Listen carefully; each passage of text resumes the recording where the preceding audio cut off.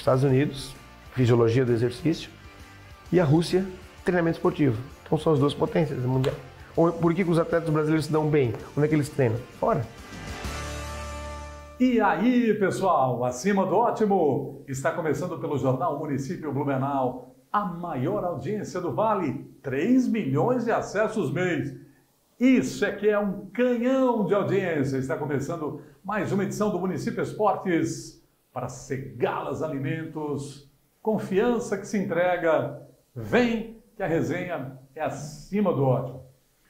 E aí, pessoal, bora trabalhar resenha acima do ótimo mesmo, viu? Porque estou recebendo aqui o rei do futevôlei de Blumenau, uma referência na atividade física, uma lenda do handebol, professor Robson Rides, tricolor sangue bom, nosso convidado de hoje. Fala, professor. Fala, Paulo. Tudo bem? Que prazer estar aqui contigo.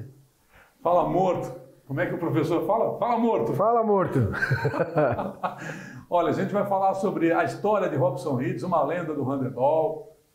O professor Robson Rides, que tem relevantes contribuições ao esporte blumenauense, ao vôlei, ao basquete, ao vôlei de areia, uma lenda do handebol. E a gente vai falar também sobre a importância da atividade física a partir de agora aqui no Município Esportes. Deixa eu trazer para vocês aqui na abertura do programa, só para vocês terem uma ideia, o tamanho do gigante que eu vou entrevistar hoje. Dá uma olhada no currículo do homem.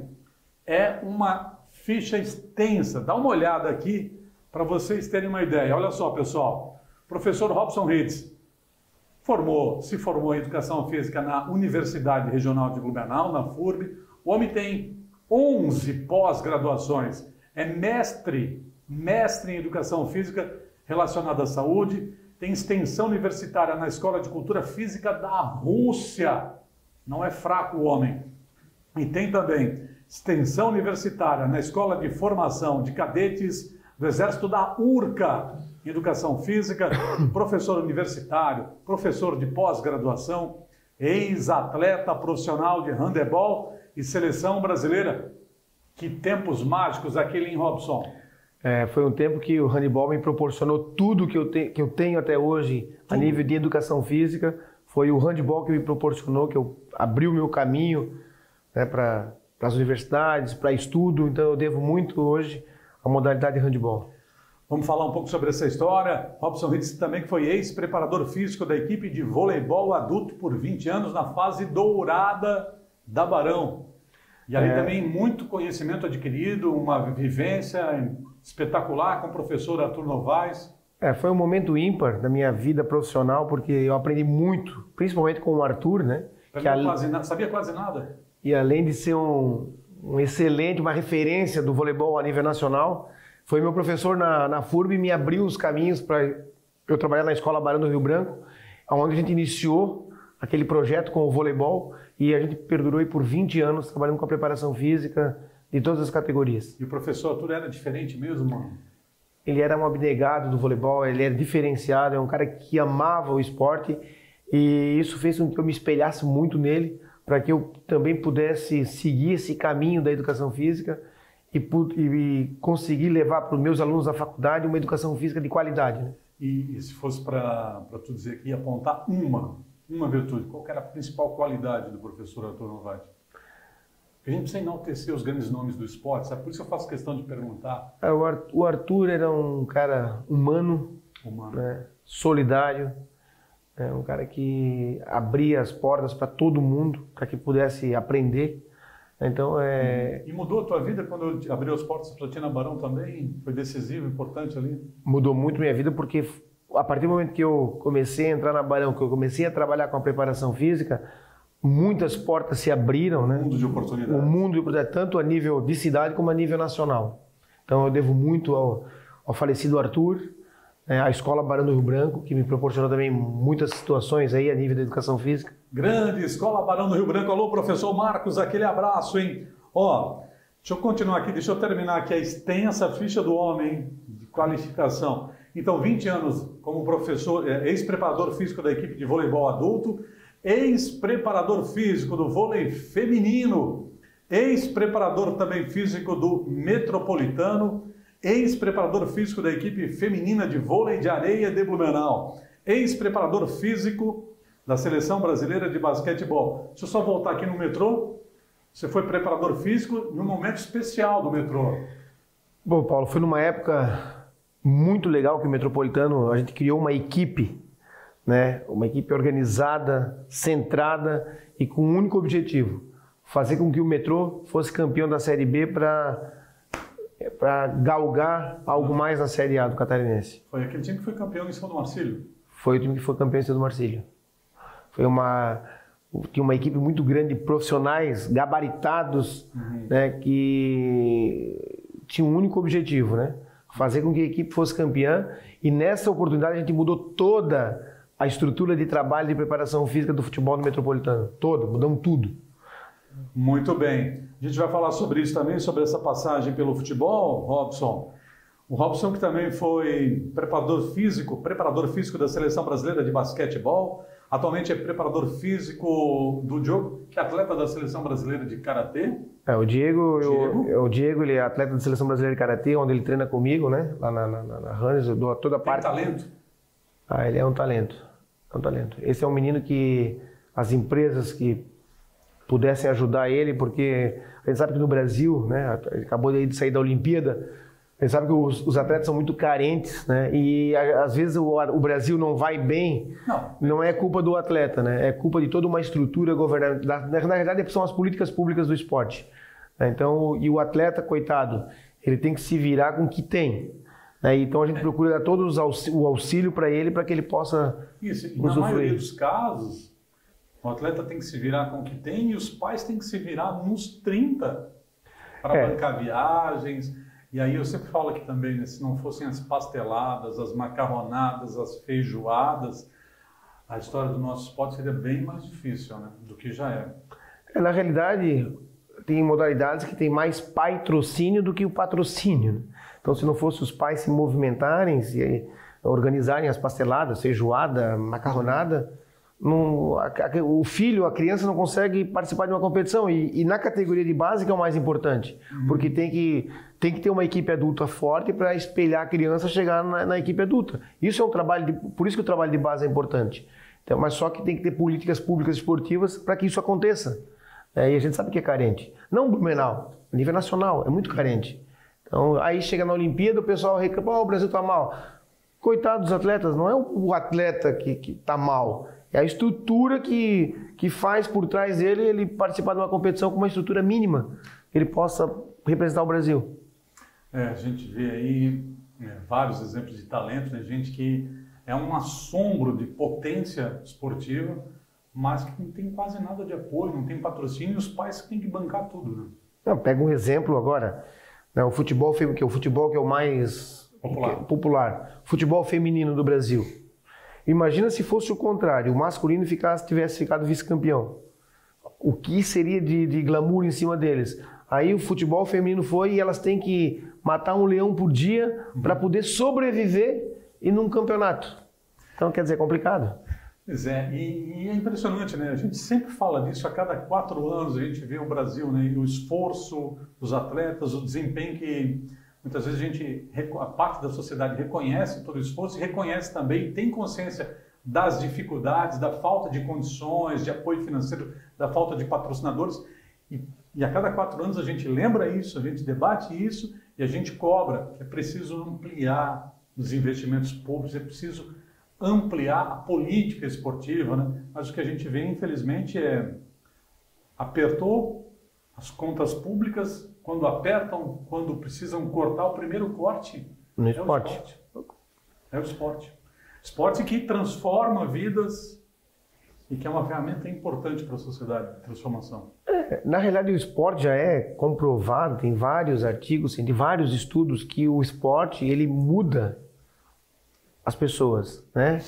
Muda para o quê? Para o bem. Né? Faz a pessoa se tornar mais responsável, mais determinada, ter mais disciplina, ter mais responsabilidade. Isso o esporte faz. Né? Só que, o que acontece? Como eu falei anteriormente, as políticas públicas do esporte no Brasil é muito falha. Né? Então, independente de governo, ela é muito falha. Porque o pessoal só dá valor o atleta ganha. Aí chove de gente para entrevista. Só que ninguém... Uma propaganda na TV, eu vi agora as meninas do vôlei de praia, que foram ouro, e a menina do judô, num comercial aí de televisão. Tomara que permanecesse. O vôlei é outra modalidade, é uma modalidade mais estruturada. Agora, a menina do judô, tomara que ela conseguisse patrocínio, como o menino lá do remo. Do remo. Né? Que caiu no esquecimento. Aí lembraram dele agora, mas já... Sim. Será que vão lembrar dele de novo? Mas, o Robson, então, só para a gente fechar esse assunto, né, da falta de investimentos no esporte, né? Como é que muda isso, Robson? Se tu tivesse, por exemplo, a caneta na mão hoje, qual que seria a primeira medida? Como é que a gente faz para mudar esse cenário? Como transformar realmente o Brasil numa potência esportiva? Assim, Paulo, o que eu penso, na minha visão como eu tenho 30 anos de educação física e 30 anos voltado ao esporte de rendimento, né? Eu acho que primeiro que o esporte não pode estar agregado a poder público, né? Opa! Eu acho que o esporte ele tem que estar agregado à empresa privada, só que essa empresa privada ela precisa ter o quê? Benefícios para que ela possa patrocinar. E outra, o patrocínio não pode ser um caminho só de ida, ele tem que ser um caminho de ida e volta. Que essa empresa que vai patrocinar, ela tem que ter um benefício de retorno. Então, parceria. Parceria, tem que ser bom para ambos. O que não pode é o poder público, né, bancar somente o esporte. Não, eu também não concordo com isso. Porque o poder público ele tem mais situações. Incentivar parcerias público-privadas. O público dá uma contrapartida, você busca uma empresa para patrocinar, por exemplo, a modalidade de karatê, e aí essa empresa que patrocinar o karatê, ela vai ter um benefício fiscal, uma redução de imposto, sei lá, tem tantas maneiras de contribuir, né? Mas quem é que faz uma coisa? Ninguém faz. Por quê? Porque o esporte... É triste falar a nossa realidade, mas o esporte ele é esquecido. Ele é esquecido. O esporte é esquecido, mas nós não esquecemos. Ele está aqui, Robson Rittes, uma lenda do esporte blumenauense, do handebol, rei do futevôlei. Para fechar a apresentação do homem, olha, ele é, além de técnico do Diego lá do Karatê, menino que merece também os nossos aplausos aqui, o nosso reconhecimento. O Robson é proprietário do Centro de Treinamentos da Runners Blue, ultramaratonista, mano, e personal trainer, rei do futevôlei, tá aqui, é o nosso convidado de hoje em mais uma edição do Município Esportes para Segalas Alimentos, confiança que se entrega. Robson, vamos lá, Robson é blumenauense e a partir dos 8 anos ele começa a jogar handebol, influenciado pelo professor Jaca, isso? No Sagrada Família. Professor Jaca, para quem não conhece, é uma lenda também, Newton Cipriani, um amor de pessoa, o professor mais querido, simpático, sorridente, alegre da história do esporte blumenauense, podemos dizer assim, Robson? Querido. É uma simpatia em pessoa, Uma simpatia em pessoa. Ele é... Mas, brincadeiras à parte, o Newton, ou o Jaca, como é conhecido... Monstro. Ele é um influenciador e formador de atleta. Formador de atleta. Ele construiu uma geração vencedora. Né? Ele construiu muitas gerações vencedoras. Né? Por exemplo, eu comecei no Sagrada Família em 1977. Eu tinha 7 anos de idade quando eu entrei no Sagrada Família. Quando tu entrou lá, tu já sabia o que era handebol? Não. Em 1978, quando eu tive aula com o Newton, de Educação Física Escolar, no segundo ano. Quando eu tive aula de Educação Física Escolar, que ele... me apresentou uma bola de handebol.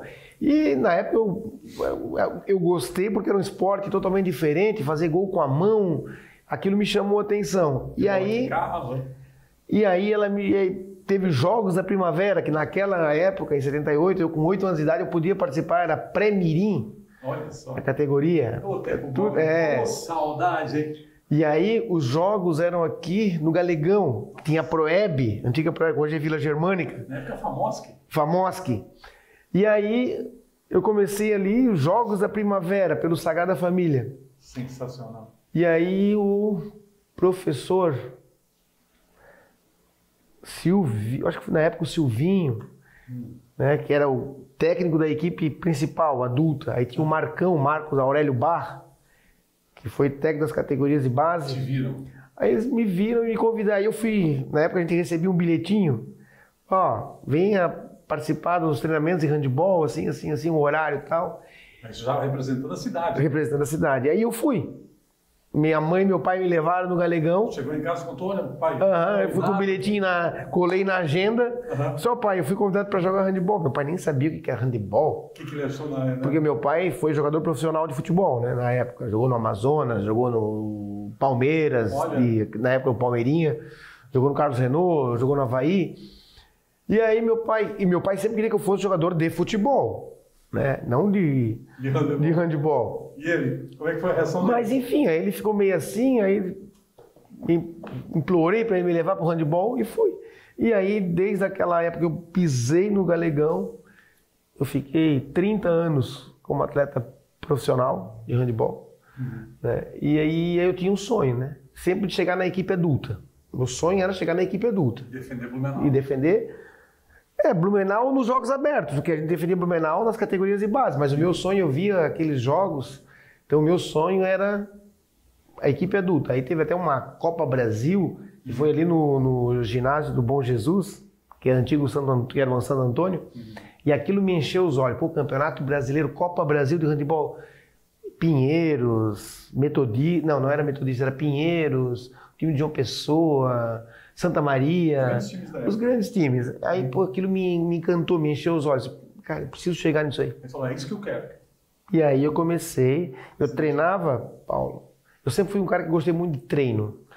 Então eu treinava muito mais, por exemplo, mirim, eu treinava o mirim com o infantil. E do infanto, dobrava o treino? Eu dobrava com o infantil o infanto. Infanto eu treinava com o juvenil, juvenil eu treinava com o adulto. E assim ia. E eu treinava, e domingo, o Galegão tinha academia. Eu ia lá sozinho naquela academia lá do Galegão e fazia, não tinha noção nenhuma de musculação, e fazia academia domingo à noite, e tudo pensando no handebol. E aí foi passando... Deslumbrado e decidido. Não, que ia jogar handebol. E aí foi passando o tempo, aí claro, vai aumentando a idade, até eu chegar na equipe adulta. Aí, em 89, teve um campeonato brasileiro em João Pessoa, na Paraíba, eu fui artilheiro da equipe adulta do campeonato brasileiro. De Blumenau. E aí eu recebi a primeira convocação para a seleção brasileira. Olha só. Aí de 89 a 92, eu fiquei com a seleção brasileira de handebol, né? E aí foi indo, né? Até... Você era bom? Eu era pivô. Pivô? Pivô. E agora... Fazia o giro e dava. E aí parei de jogar, aí fui me dedicar aos estudos, né? Pô, cara, deu para mim o... Tá. Mas antes dos estudos, Robson, lembra para nós aqui qual foi a conquista, o jogo mais inesquecível, mais marcante, mais extraordinário, o jogo que te deu mais alegria e emoção? Putz, Paulo, foi... Eu não vou lembrar assim, mas eu acho que foi em Chapecó, quando o Chapecó tinha a equipe todinha da seleção brasileira. E sempre a briga era nós, Chapecó, Itajaí e Concórdia. Os quatro, né? E aí nós ganhamos de Chapecó lá dentro, os jogos abertos, se eu não me engano. Com aquela equipe... Da virada no final? Né? A bola no último segundo? Eu acho que, se eu não me engano, foi esse, Paulo. Eu acho que foi um jogo assim que ficou... Foi para prorrogação, não foi? E nós empatamos no apagar das luzes, daí foi para prorrogação, não foi esse? Esse foi em Concórdia, eu acho. Foi um jogo histórico que a gente ganhou na prorrogação, depois de estar perdendo assim, por 3, 4 gols e buscar um empate na bacia. Eu sei assim, que foi um jogo assim... que foi a gente ganhar de Chapecó, dentro de Chapecó, naquele time no auge era a base, a seleção brasileira todinha estava ali, os titulares. E o nosso time? Nosso time era Graciano no gol, Mindo, Fausto, Robson, Glauco, eu, Ricardo. Cara, time histórico, mano. Time histórico. Graciano, Mindo. Foi o melhor time de handebol que Blumenau já teve até. Depois, tanto é que todo mundo, os antigos falam, depois dessa geração não teve mais time assim, de handebol do nosso... Por que Blumenau não soube aproveitar esse legado dessa geração vencedora aí, desse time histórico? É porque tudo vai mudando, né, Paulo? A gente se manteve junto por mais de 20 anos, essa nossa equipe. E depois cada um vai trilhando os outros caminhos, né? A gente vai envelhecendo. Hoje, por exemplo, eu jogo handebol master, né? Eu jogo por Itajaí. Tanto é que agora eu recebi a convocação para Seleção Brasileira Master Mundial lá na Croácia, de 21 a 28 de maio do ano que vem. Tudo pago. Tudo pago do meu bolso, né? Então, quer dizer, aí quando ele fala que não dá. É legal o passeio, a gente ser lembrado, né? Passear. A foto no Instagram, ó, tô aqui na seleção. Pro Instagram é ótimo, né? Você tá lá. Tem a foto no Instagram e os boletos depois para pagar, né? A foto com a camisa da seleção no Mundial de Handebol. Mas quem que paga a conta? A viagem, a hospedagem. Então, assim, a inscrição. Tem que pagar tudo. Então, assim, a gente carregou pedra no handebol. Então, o handebol teve muito altos e baixos, né? Então, teve o momento ápice do handebol. Né? Então, aí o handebol me propôs tudo, como eu falei, tudo que eu tenho hoje, eu devo muito ao handebol, porque ele me ensinou muita coisa. Muita. Agora, o handebol daqueles anos 90 para o de hoje mudou muito, né? Força física hoje prevalece, se tu não tiver força física... Toda modalidade, né, Paulo? Não só o handebol, né? Vôlei. Todas as modalidades. A força física... Né? Muito, né? Não tem como. Sobrepõe a parte... se sobrepõe, né? Imagina. Tanto é que hoje, por exemplo, se fosse hoje, né, eu voltar a jogar handebol profissional, não teria como, até pela minha altura, né? Então, não estou falando pelo vigor físico, eu falo pela minha altura. Hoje, o cara que tem 1,70 m, 1,80 m, é difícil jogar, né? Não tem como. Porque ainda mais se tu enfrentar uma equipe europeia. Não. Entendi. É humanamente impossível, né? Vamos lá. Robson Rittes é o nosso convidado de hoje aqui no Município Esportes. Robson, aí quando você para, você vai se dedicar aos estudos. Desde quando eu treinava handebol, eu tinha sempre uma pulga atrás da orelha sobre preparação física, né? Por que esse cara manda eu correr, manda eu subir morro, manda eu saltar, fazer arquibancada? Pra que isso? Então isso é uma coisa que me instigava muito. Aí, eu era atleta, vou fazer vestibular para quê? Educação física. Né? Então na época a gente tinha um apoio muito grande da prefeitura. A prefeitura dava bolsa, nós tínhamos bolsa de estudo. Então, eu disse, não, vou fazer faculdade de Educação Física na FURB. Aí fui para Educação Física, e aí eu jogava handebol e estudava. Né? Estudava, fazia as duas coisas. E aí eu comecei a me direcionar para preparação física geral. E aí, aí é lá que tu conhece o Arthur Novaes? Lá que eu conheço o Arthur Novaes. E aí eu conversava sempre com o Arthur. Ele via que eu tinha essa sede sobre treinamento esportivo. E aí eu me formei, aí eu disse, agora eu vou para Londrina. Foi Londrina, foi a minha primeira pós-graduação em treinamento esportivo. Aí fui para lá. Aí de lá eu já fui emendando uma pós na outra. E fui indo. Aí eu peguei o gosto pelo estudo. Se especializou, mergulhou? Mergulhei no treinamento esportivo. Aí surgiu uma oportunidade para eu ir para a Rússia, fui para a Rússia. Mas o que tu foi fazer na Rússia, Robson? Explica isso para o Fui só ver como é que os atletas olímpicos e campeões mundiais treinavam. Qual é o segredo dos russos para ser essa potência que é?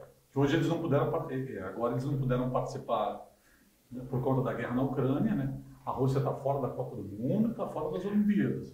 Cara, o que eles... É treino. Treino e assim, o processo vem desde a educação física. É um método russo de treinamento e vem desde a educação física escolar. O que tem de diferente? Tem... Intensidade. Cara, eles não têm assim, o atleta, né? Eles não pensam em saúde. Esporte é uma coisa. Bem-estar é outra coisa. Lá é esporte de rendimento, é treino, é performance, é ganhar, na época, Mercedes, BMW, Audi, de competição, dinheiro. Então, assim, não tem, meu joelho, não. Não tem mimimi. Se machucou, recupera, se não recupera, já tem outro. Então, é um ciclo.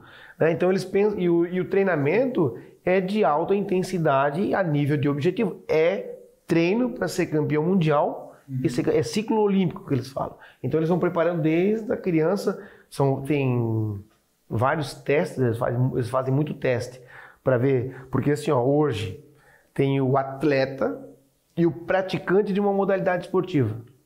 Então O cara tem lá as valências físicas, eles fazem um teste de índice Z para ver a valência física do atleta. Esse cara aqui vai ser jogador de voleibol. Por quê? Porque o biotipo dele vai toda a estrutura para o vôlei. Então ele não, mas eu quero jogar futebol. Não, ele não vai jogar futebol, ele vai jogar vôlei. Entendi. Entendeu? Como, por exemplo, teve o Campeonato Mundial de Futebol de Areia.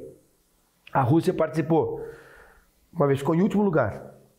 O que eles fizeram? Contrataram um especialista, de um brasileiro, para ir para lá e ensinar para eles o futebol de areia. E o que eles pensaram? Futebol de areia são, eu não lembro mais da imagem, que são 3 tempos de 12 minutos. 12. Então, a cada 4 minutos, sai 4, entra 4. E o nível não cai. O que cai? A preparação física dos outros. Os deles estão sempre... Então eles iam trocando. E eles aprenderam isso. Aí no Campeonato Mundial seguinte, o que aconteceu com a Rússia? Campeã mundial. E aí mandaram o brasileiro embora. Claro que já tinham... Porque já sabia como é que era. Então assim, por isso que são duas potências. Os Estados Unidos, fisiologia do exercício, e a Rússia, treinamento esportivo. Então são as duas potências mundiais. Por que os atletas brasileiros se dão bem? Onde é que eles treinam? Fora. Principalmente o pessoal do atletismo, né? Natação. Tudo fora. Entendeu? Porque é outra... eles trabalham com a ciência do treinamento esportivo. Então, para o Brasil ser uma potência olímpica, teria que importar esses especialistas dos Estados Unidos? Tem que ter suporte, Paulo. Tem que ter suporte. Né? Tem que ter todo um aparato científico. De equipamento. Para o atleta trabalhar com segurança dentro da tecnologia, porque a tecnologia hoje na educação física ela veio para auxiliar. Então, quanto mais tecnologia tu tem para desenvolver o teu atleta, melhor. Estou conversando com o professor Robson Rides aqui no Município Esportes. Já o professor Robson Rides vai falar sobre o Metropolitano, né, porque ele foi campeão catarinense da Série B. E já, não perca, não sai daí.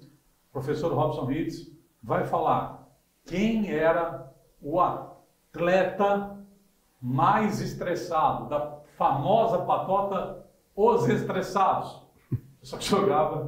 Pessoal que jogava, não, brigava, né? No Barão. Meu Deus do céu, tu tá lembrando disso? Essa é lá do fundo do baú. Meu Deus, essa nem eu lembrava disso. Patota Os Estressados. Já aqui no Município Esportes a gente tem a sequência da conversa com o professor Robson Rides para Segalas Alimentos. Atenção, pessoal, deixa eu falar da Segalas Alimentos, confiança que se entrega. Quando a equipe da Segalas entra em campo, é jogada de qualidade aí para o seu negócio, uma das principais distribuidoras de alimentos frigorificados do Brasil, aqui da nossa região, e tem uma verdadeira seleção de produtos que fazem a diferença nos resultados, não podem faltar aí no seu estabelecimento comercial. Escale a Segalas Alimentos para não dar chance aí para o seu adversário, para a tua concorrência. Chame agora mesmo um de nossos representantes e depois é só correr para o abraço. Segalas Alimentos, atenção para você conhecer essa verdadeira seleção de produtos que fazem a diferença aí no seu resultado, nos resultados do seu negócio. Você acessa segalasalimentos.com.br, lá tem toda a lista, todos os produtos. Segalas Alimentos, confiança que se entrega. Intervalo.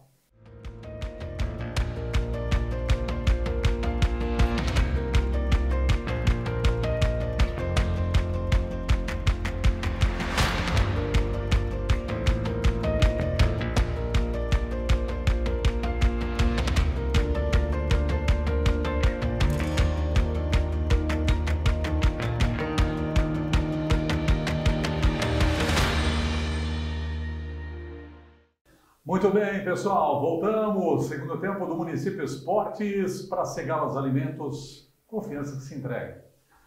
Pessoal, sequência da nossa conversa de hoje é com o rei do futevôlei, lenda do handebol, professor de educação física, especialista, mestre em educação física relacionada à saúde, Robson Rides, que é rei do futevôlei, ex-atleta profissional do handebol, é o proprietário da Runners Blue, que é um centro de treinamentos também. Robson, antes de falar da atividade física, a importância dela, Queria te perguntar, queria que tu falasse sobre aquele time do Metropolitano. O que foi determinante para aquele grupo ser vencedor e conseguir o acesso à elite do futebol catarinense? Você que foi o preparador físico daquele time. Pô, Paulo, primeiro o fator determinante foi o aprendizado. Né? O aprendizado que eu tive, que os atletas tiveram, que os atletas compraram a ideia, porque é muito difícil quando vem alguém que é de fora do futebol para dentro do futebol implantar uma metodologia. Né? E o que eu falei para os atletas? Primeiro eu falei com a comissão técnica, né, o que eu iria fazer, que foi simples: musculação. Então eu entrei com um propósito no Metropolitano totalmente diferente do que fazer os atletas ficarem correndo. E eu fiz com que os atletas colocassem na cabeça deles que o treinamento de força era de suma importância para o desempenho do futebol. Por quê? Por explosão. Evita lesão, eles iam ter mais velocidade, eles iam tendo velocidade e, consequentemente, tem mais força explosiva, certo? E eu falei para eles o seguinte, ó, E a resistência, Robson? Então, eu falei para eles o seguinte, junto com a comissão técnica, a gente vai fazer musculação todos os dias, especificamente para o futebol. Para dar força muscular. Para eles terem força. E a parte de resistência seria com bola. Com bola? Então o físico seria com bola, no campo, com o técnico, que poderia buscar muito mais dos atletas. No início, Paulo, os atletas ficaram meio receosos. Não, nunca fizemos isso, pô, vou ficar travado, que é a linguagem do futebol. Ficar com a perna pesada. Então foi assim, ó, foi um mês relutando. Eles desconfiados e eu bati na tecla. Não, eu estou colocando para vocês a fisiologia do exercício que há de mais novo em treinamento esportivo no mundo, que é um treinamento diferenciado para o futebol. Bom, baseado na força muscular. Baseado na força muscular e prevenção de lesão. Resumindo, Paulo, o Metropolitano... Quantos jogadores lesionados por músculo? Problema muscular? Cara... O que teve de lesão foi o Rafael Schmidt, que pisou num buraco. Torceu o tornozelo. Foi uma infelicidade. Foi uma infelicidade. O restante, Paulo, o Metropolitano naquela época não perdeu um jogador. Um jogador por lesão. Resultado desse trabalho e dessa preparação física. Porque nós fizemos uns 3 ou 4 meses de pré-preparação. E o que acontecia? Quando começa um jogo de futebol, Paulo, todo mundo fisicamente é igual. Está começando o jogo, nós somos iguais. Com o andar da partida, quem é mais treinado fica e quem não é muito treinado começa a cair o rendimento. Começa a cair o rendimento. Começa a botar o bico para fora. Resumindo, o Metropolitano fazia gol sempre no segundo tempo. Quando a parte física prevalecia. Tanto é que os jogadores depois falavam assim, porra, o jogo poderia começar no segundo tempo. Pô, eu trabalhei com Douglas Costa, que jogou Champions League, Rafael Schmidt, que jogou Champions League, Ari, Juan, que hoje está no Corinthians, o centroavante, eu não vou recordar o nome, que depois foi para o Brusque, foi artilheiro em Brusque também. Enfim, o Metropolitano tinha jogadores de renomes.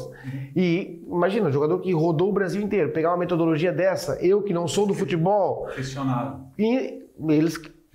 Torceram o nariz. Torceram o nariz. No final, e aí, Paulo, quando a gente jogava em Blumenau, que eu jogava no SESI, lá atrás, perto do vestiário, tem uma sala de musculação do atletismo. Antes de começar os jogos, eu botava os 11 jogadores fazer musculação. Os caras, antes de começar o jogo uniformizado, eles iam lá fazer musculação. Que exercício que é? Porque exercício de força. Para quê? Para recrutar. Não, agachamento? Exercício completo. Para quê? Para recrutar fibra de contração rápida, que é o que o futebol precisa, explosão. Então eles ficaram bem assim, não vão toda uma musculação. Mas você não ia sem energia para o jogo, por exemplo? Não, eles faziam uma série de 12 repetições de treino de força, que era dosado, embasado dentro do estudo científico. Tanto é que quem preconiza muito isso é um autor russo, o Vladimir Zatsiorsky. Toda a minha preparação física é russa. Então, olha só, quem quiser... E essa tua metodologia que deu certo no Metropolitano naquele ano, foi 2019? 18, 19, 18, né? Essa mesma metodologia, tu aplica lá na Runners Blue? Mesma. Então, o pessoal de patota, quem quiser voar nas patotas, pode buscar essa preparação? Primeiro, é bem diferente, né? Porque lá eu trabalhava com atleta de alto rendimento, né?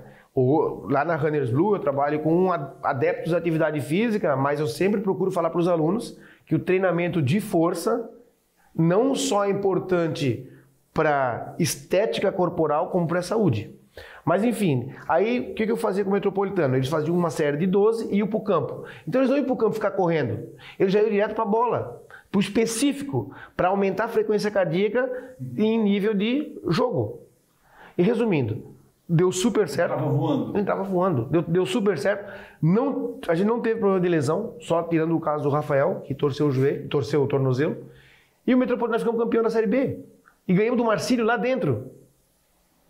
Quer dizer... Era a pedra do sapato do metrô, né? Era a pedra do sapato. Entendeu? Então, assim, ó, foi um trabalho de excelência. Nós entregamos o Metropolitano com um trabalho de excelência. Por que esse trabalho não continuou, mano? Não teve continuidade? Paulo, aí tem vários fatores por aí que, né? Então, futebol é complicado. Aí tanto é que depois desse resultado, o Cris, que jogou na Alemanha, ele era diretor do Atlético Paranaense. Eu recebi um convite para ir trabalhar no Atlético Paranaense, na preparação física. Tá coordenado desde a base até o profissional. Como eu estava muito enraizado em Blumenau, com aula na universidade e o futebol, assim, eu agreguei naquele momento. Depois eu viver do futebol, viver migrando, porque assim, ó, futebol dá certo, pô, legal. Não dá certo, vai comissão. Não tem uma estabilidade. Então, não tem estabilidade. Eu não pensei financeiramente. Eu pensei no futuro meu profissional como estável, com continuidade, a longo prazo. Então, não me arrependo, né? E hoje eu contribuo muito ainda com o esporte, né? No nível de preparação física, eu dou treino para muita gente. E daquela época do Metropolitano, eu fiquei muito tempo. Os atletas foram embora do Brasil, foram jogar em outros clubes, eu mandava treino para eles. Olha só. Os caras procurando. Me procuravam, me mandavam WhatsApp para eu mandar treino. Professor, faz um treino específico para mim aqui. Então, ficou um bom tempo eu mandando treino para os jogadores, eles em clubes grandes. E eles faziam treino por fora de musculação, porque o jogador de futebol não gosta de fazer musculação. Vou falar um negócio para vocês, eles são muito fracos. Muito fracos. No Brasil, né, principalmente. É muito fraco. Por isso que o jogador bate e cai. Né? Então, são muito fracos. Porque o que o brasileiro pensa no futebol? Eu vou na habilidade. Cara, o alto rendimento não tem mais habilidade. Exatamente esse que não treina, que não se prepara adequadamente fisicamente, se ele for para a Europa, ele vai sofrer, não vai ganhar uma dividida. A imposição física vai prevalecer num lance, numa disputa pelo alto, por baixo, numa trombada, numa dividida. A imposição física vai prevalecer. Paulo, não só atleta de rendimento, qualquer pessoa que não tiver força está fadada ao fracasso, a nível de condicionamento físico. Vamos lá. Robson, tem muito assunto aqui, mas preciso aproveitar bem essa hora aqui no Município Esportes. Qual que é a importância hoje da tecnologia para o avanço da atividade física? A tecnologia ela veio em muitas áreas, em muitos casos ela prejudica, né? Porque fica o tempo todo no celular, a pessoa vai ficando sedentária. Mais um passo para ficar sedentário. Jovens, adolescentes, né? Então assim, hoje lá na Runners eu atendo muita profilaxia, né? Que é a prevenção, né? E reabilitação.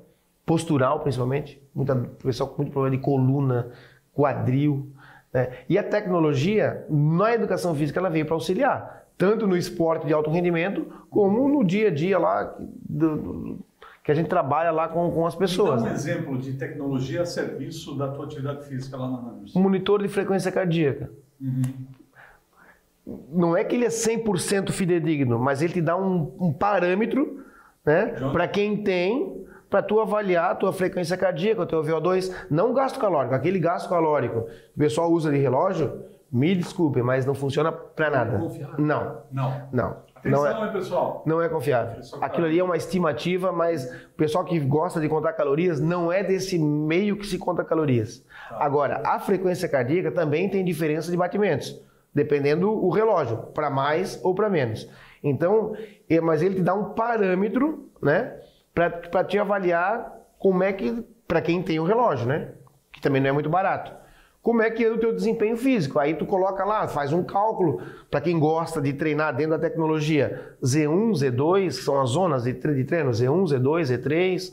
Então, claro, quem tem condições de ter um relógio, monitor de frequência cardíaca, para usar nos treinos, é excelente. Por exemplo, eu tenho um lá que eu uso, que ele é, eu não vou dizer que é 100%, mas é 99% fidedigno, que é um relógio de treinamento esportivo.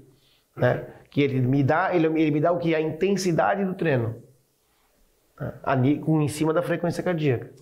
Ô Robson, vamos lá, o pessoal pergunta aqui o seguinte, qual que é o melhor horário do dia para treinar? Isso vai de pessoa para pessoa conforme o ciclo circadiano de cada um. Então esse negócio, melhor horário é de manhã, não, é o que a pessoa se adequa melhor ao seu horário de treinamento. Eu, por exemplo, de manhã eu já não gosto de treinar, eu treino tarde e noite. Muitos gostam já de começar a treinar às 6 horas da manhã. Por exemplo, eu tenho meus alunos de personal, é uma briga às 5 da manhã. Se eu 5, 6, o pessoal procura esse horário. Né? Então depende do ciclo circadiano de cada um. Isso. O Robson, e os benefícios da corrida? Você corre também. Você corre todo dia, Robson, ainda? Eu corro todo dia. Eu tenho uma história do Robson, o pessoal contou aqui o seguinte. O Robson, eu acho que era pelo basquete ou pelo vôlei lá, pelo vôlei, o pessoal do vôlei. O China que contou aqui. Numa viagem, o Abarão ia jogar, e aí sempre na parte da manhã saía, mesmo fora da cidade, em outro lugar, em outro município, saía para correr. Sim. E aí teve um dia que o China e o André, o delegado, saíram para correr, e o Robson acordou gripado, garganta, tava malzão. E o dia estava muito frio, não sei se era no Rio Grande do Sul, e o Robson não pôde sair. E eles contaram que o Robson era tão viciado em correr, que quando eles voltaram da corrida ao ar livre, o Robson estava lá fazendo corrida estacionada dentro do apartamento. Isso foi em São Paulo, na Avenida Paulista. Foi isso? Foi isso mesmo, na Avenida Paulista. Febril estava lá fazendo corrida dentro do apartamento. Eu estava ruim, e aí eu queria treinar, assim, meu Deus, como é que eu vou treinar se eu não posso? Aí eu olhei na Avenida Paulista, o hotel que a gente tinha não tinha academia, era virado em escada, e eu estava ruim, febre. Se eu vou correr aqui dentro do quarto. Corri 1 hora no quarto. No dia seguinte eu não conseguia pisar no chão, minhas panturrilhas. Imagina ficar correndo estacionário 1 hora, dentro no mesmo lugar, na ponta do pé. No outro dia eu não conseguia andar de dor na panturrilha. Então, assim, são coisas que a gente vai aprendendo, né? Correndo diariamente, não? Eu corro diariamente. Quantos faz? Dia de semana, pelo meu tempo, 5, 6 quilômetros. Aí final de semana... Assim, eu já fui de correr mais, né? Hoje em dia, como eu estou direcionando mais pro futevôlei, né? Então eu deixei um pouco a corrida. Hoje eu corro mais. Hoje a minha corrida é mais pro saúde, né? Pro meu estilo de vida, porque eu gosto, do que participar de prova. Eu não tenho mais essa pretensão. Mas a corrida também ela mantém o teu condicionamento físico, né? Hoje eu uso a corrida para o futevôlei, né? Pro futevôlei. E para minha saúde também, né? Porque, o que acontece com a corrida, Paulo? Hoje eu vejo muita gente correndo em Blumenau, né? E Blumenau não, no Brasil. Só que a corrida ela tem um lado pedagógico, porque a corrida machuca. Se tu me perguntar assim, Robson, a corrida faz bem? Eu vou te dizer que não. Mas como não? Por que não faz bem? Joelhos? Tornozelo, joelho, quadril, ombro. Mas aí tem o seguinte. Por conta dos impactos. Como é que a corrida faz bem? Se você procurar um professor de educação física e ele for fazer uma periodização para ti, se tu for fazer um trabalho de fortalecimento muscular... Que é fundamental. É fundamental. Para quem quer correr, fazer corrida de rua, de 5, de 10, tem que ter fortalecimento muscular. Quando eu converso com os atletas da minha época, que foram corredores, hoje eles não correm mais. Por quê? Lesão. 99, eu estou falando alto, tá? 99, chutando alto, 0,9% estão lesionados. É joelho, é tornozelo. é enjoo. É correr com dor não dá. Porque assim, o cara fez tanta corrida com dor que chega uma fase da tua vida que, pô, tu vai... A conta vem, entendeu? Agora, se tu faz um treinamento direcionado, mesmo fazendo um treinamento direcionado, o cara machuca. Mas, Robson, tem uma coisa aí que é o seguinte, quem começa a correr não quer mais parar. É um vício, correr, é viciante. Porque sempre lá na frente tu vai encontrar algo que é prazeroso, que é a substância do prazer, a endorfina. Sempre lá na linha de chegada, sempre lá no final do treino, você vai ter aquela sensação de bem-estar. Que tu encontras também na academia, no pós-treino, no funcional. Tu sai de lá leve, aquela leveza, aquela sensação de prazer. Mas os corredores, especialmente os corredores, têm essa questão ainda que querem mais e mais e mais e querem correr. E quando chove, vão achar um lugar coberto para correr. E assim, Paulo, a corrida, ela é viciante, ela é fascinante, né? Então até a gente brinca, né? Se torna um sacrifício prazeroso. O corredor é o seguinte, muitos me procuram, eu faço muita planilha de treino para corrida, muitas eu faço. Eu dou muito auxílio para os corredores, né? Então o pessoal, Robson, eu quero correr para atividade física, minha saúde. Aí beleza, ele começa a correr. Aí ele corre 5. Aí surgiu uma prova. Robson, eu queria me inscrever para aquela prova. Daquele dia em diante acabou. Ele virou um atleta amador. Porque se ele vai participar de uma prova, ele vai querer, eu vou melhorar meu pace. Então, que é o quilômetro, o tempo que eu faço no quilômetro. Então ele virou o quê? Um atleta amador? Se ele virou um atleta... Ele quer reduzir aquele tempo, quer melhorar a marca. Se ele virou um atleta amador, o treinamento dele vai ter que ser o quê? Mais intenso. Tem que avançar no treinamento. Vai ter que ter intensidade, vai ter que usar métodos de treinamento, fartlek, intervalo training, intervalo tempo training, né? Então, quer dizer, mudou já. Então aí acontece o quê? Aí o cara agora se machuca. Porque aumenta a carga. Por que aumentou a carga? Só que por que aumenta? Por que ele machucou? Porque em certas ocasiões a musculatura dele não estava preparada para esse estímulo. Porque ele não era atleta. O cara não fazia nada, virou um corredor, né? E aí a gente brinca assim, quem gosta de correr. O cara corre 5, o cara corre 10, o cara corre 21. Aí o cara corre uma maratona. Ou ele fica frustrado, ou ele continua, vira ultramaratonista e fica louco. Então a gente brinca com isso, né? Insano. Porque aí quer cada vez mais, entendeu? Mas a corrida bem elaborada, ela beneficia muito. E assim, se fizer um trabalho, a lesão também é normal, porque tu está fazendo uma atividade física. Só que demora mais a aparecer, né? Muito bem. Robson, a gente precisa falar do futevôlei. E o último assunto, os times que apresentam desgaste físico agora no segundo semestre, vídeo Flamengo. O futevôlei, então quer dizer que tu se transformou no rei do futevôlei aí. Pô, na época... O Master não tem para ninguém. Paulo, é que assim, o futevôlei a gente trouxe... eu jogo futevôlei há mais de 26 anos, onde o pessoal nem sabia o que era isso. Sabe onde é que eu te vi pela primeira vez jogando futevôlei? E já olha, que faz muito tempo. A minha mãe tinha uma casa lá em Gravatá. Numa rua chamada... Chapecó? Não lembro. Ali no portal... Na Rua da Caixa d'Água. Na Rua da Caixa d'Água, exatamente. A minha mãe morava lá no final dessa rua aí. A casa lá. E aí, sábados, finais de semana, eu passava lá. E passava nessa rua, tinha uma casa, uma cancha de areia, uma quadra de vôlei. E futebol, e tava lá o Robson Hits lá.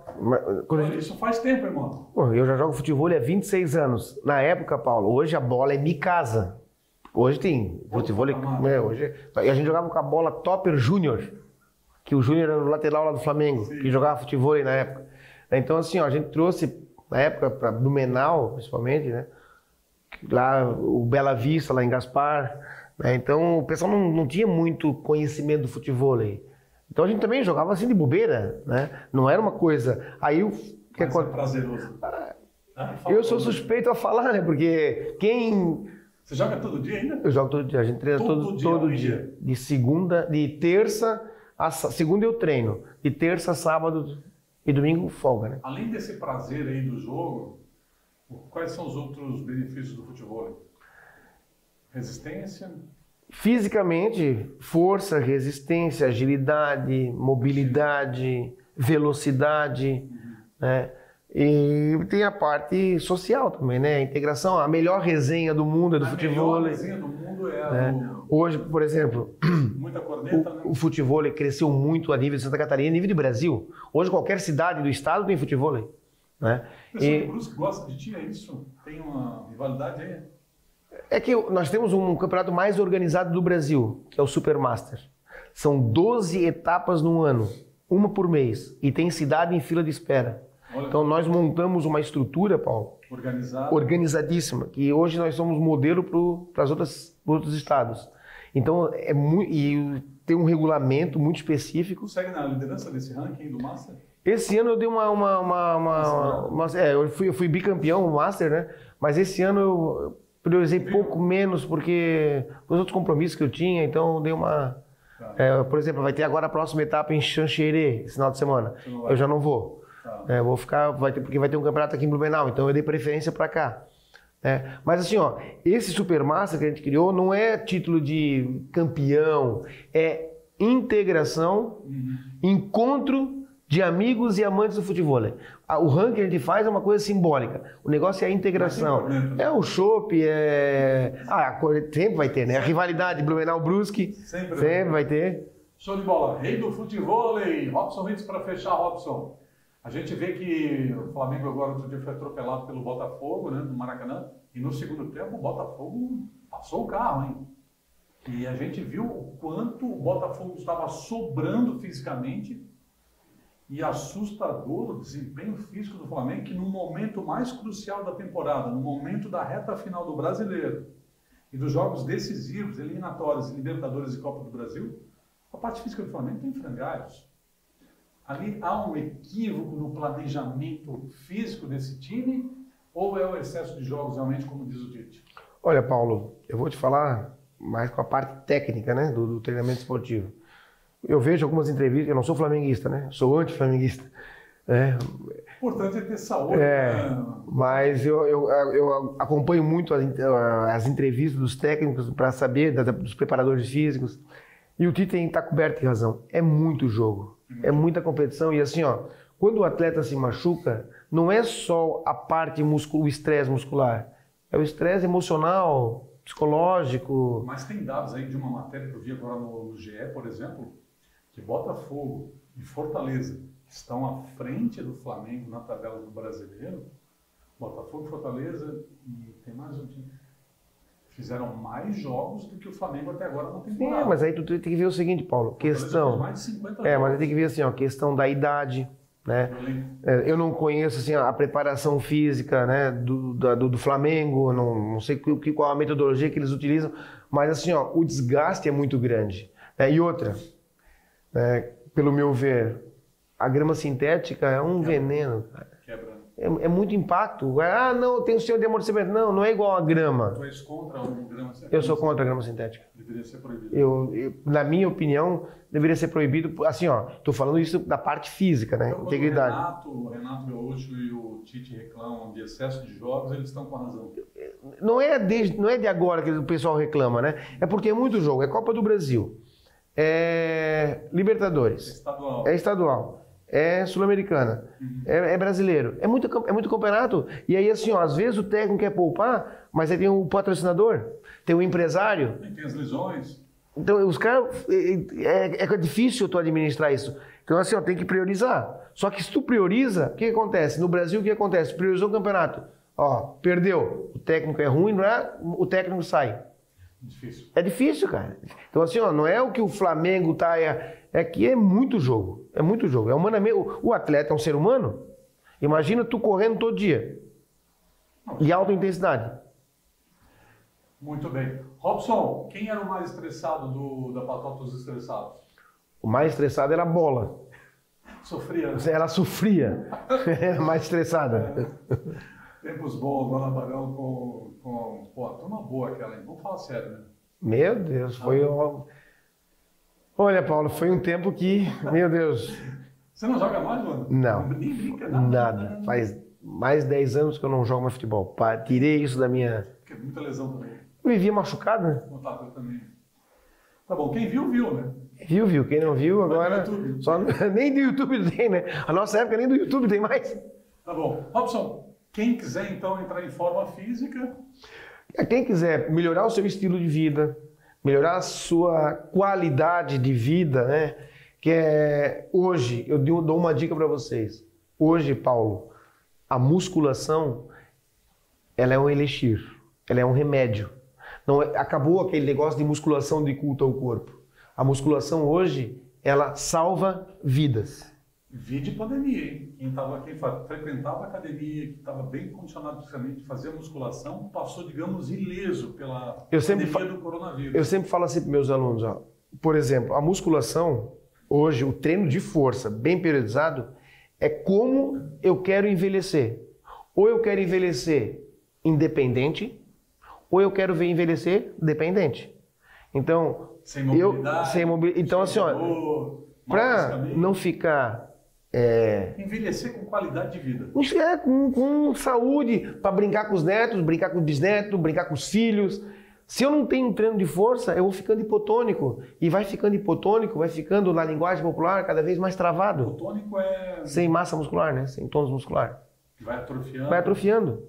Então, o ser humano, o corpo humano, pessoal, precisa de massa muscular. Então, se alguém tem alguma patologia, por exemplo, fez uma cirurgia de joelho, quer recuperar, é musculação, é treino de força, tem que fazer. Para qualquer tipo de lesão, para recuperação, é treinamento de força. Então, por isso que hoje o estilo de vida saudável é procurar um professor de educação física, procurar um médico, um professor de educação física, uma nutricionista, fisioterapeuta, e aí com esse trabalho multidisciplinar, com certeza vai economizar muito em remédio. Rei do futebol, o homem que fez a melhor preparação física da história do Metropolitano, que levou o clube ao título contra o Marcílio Dias. Robson Rides, lenda viva, ex-atleta do handebol. Gratidão, mano. Obrigado pela participação. Show de bola. Flusão voando esse ano, hein? Esse ano é rumo ao título. Foragido da Série B, atuando na clandestinidade na Série A, atual campeão das Américas. Respeito ao Fluminense, hein? Nós temos um advogado bom, né? Um abraço, pessoal. Olha, estou fechando aqui. Grande Luiz, gremista, sangue bom, hein? Do Imortal Tricolor. Estou fechando mais uma edição do Município Esportes para Segalas Alimentos. Confiança que se entrega quando o timaço das Segalas entra em campo. É jogada de qualidade para o seu negócio, para o seu estabelecimento comercial. Segalas, que é uma das maiores distribuidoras de alimentos frigorificados do país, tem uma verdadeira seleção de produtos que fazem a diferença nos resultados aí no seu estabelecimento comercial. Olha, não dê chance para a tua concorrência. Chame agora mesmo um dos nossos representantes e depois é só correr para o abraço Segalas Alimentos. Acesse aí segalasalimentos.com.br. Segalas Alimentos, confiança que se entrega. Grande abraço, pessoal. Fechando mais uma edição do Município Esportes aqui no Jornal Município Blumenau. A maior audiência do Vale, um canhão de audiência. 3 milhões de acessos mês, fora o bairro. Tchau, pessoal.